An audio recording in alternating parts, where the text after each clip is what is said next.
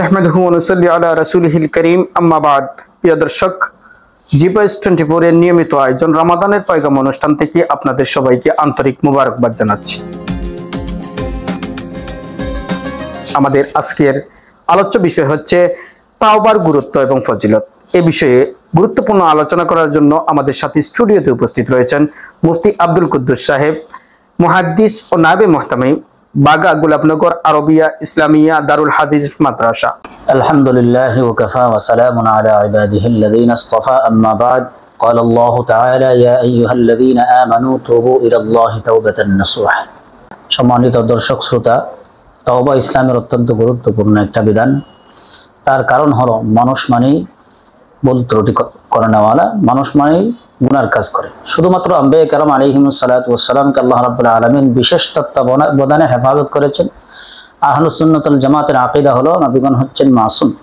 বাকি দুনিয়াতে যত মানুষ আছেন সবাই গুনাহগার।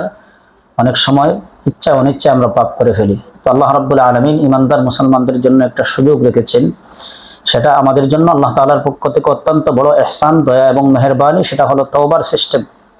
riwayতের মধ্যে এসেছে আল্লাহ তাআলা যখন মানুষদেরকে, ইমানদারদেরকে তওবার সুযোগ দিলেন, তখন শয়তান খণ্ডন করা শুরু করলো যে যেই বনি আদমকে আমি পথভ্রষ্ট করব এত মেহনত করে, সেই বনি আদম সামান্য একটু তওবার মাধ্যমে আমার সমস্ত মেহনতকে বেকার করে ফেলবো।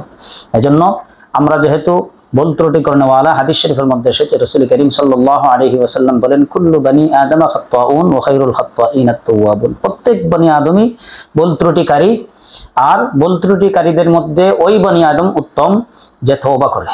অন্য হাদিসের মধ্যে এসেছে রাসূল করিম সাল্লাল্লাহু আলাইহি ওয়াসাল্লাম বলেন, আত-তাইবু মিনাজ যামবি কামান লা যামবা লাহু। গুনাহ থেকে তওবা করনেওয়ালা এমন যেমন নাকি সে কোনো গুনাহই করে নাই। এজন্য আল্লাহ রাব্বুল আলামিন আমাদের প্রত্যেককে তওবা করার, আমরা অনেক সময় ইচ্ছা অনিচ্ছায় গুনার কাজ করে ফেলি। এজন্য সব সময় আমরা আল্লাহ তাআলার কাছে তওবা করব, যাতে করে তওবার মাধ্যমে আমরা দ্বীনের পথে, সঠিক পথে চলতে পারি। প্রশ্ন হলো তওবা কি? সহজ কথা হলো তিন জিনিসের সমন্বয়কে তওবা বলে।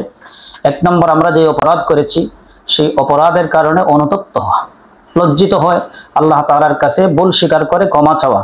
আর দুই নম্বর, বর্তমানে এই ওয়াদাবদ্ধ হওয়া যে আমরা আর সামনের জিন্দেগিতে গুনাহ করব না, এবং সামনের জিন্দেগি যাতে গুনাহ না হয় এই অনুযায়ী চেষ্টা করে চলতে থাকা। এই তিনটা শর্ত যদি কোনো ব্যক্তির ভিতরে পাওয়া যায়, তাহলে তাকেই বলে তাওবা। তার তওবা ইনশাআল্লাহ আল্লাহ তাআলা গ্রহণ করবেন। আর এই তওবার মাধ্যমে বান্দার পূর্ববর্তী জিন্দেগির গুনাহ মাফ হবে, বান্দা আল্লাহ তাআলার নিকটশীল বান্দাদের অন্তর্ভুক্ত হতে পারবে। আল্লাহ রাব্বুল আলামিন আমাদের প্রত্যেককে তওবার মাধ্যমে জিন্দেগি যাপন করার এবং আল্লাহ তাআলার নিকটশীল হওয়ার তৌফিক দান করুন, আমিন। হযরতের তত্ত্ববহুল আলোচনার জন্য আন্তরিক মোবারকবাদ জানাচ্ছি। প্রিয় দর্শক, পরবর্তী অনুষ্ঠান দেখার আমন্ত্রণ জানিয়ে এই মুহূর্তে বিদায় নিচ্ছি। আসসালামু আলাইকুম ওয়া রাহমাতুল্লাহি ওয়া বারাকাতুহু।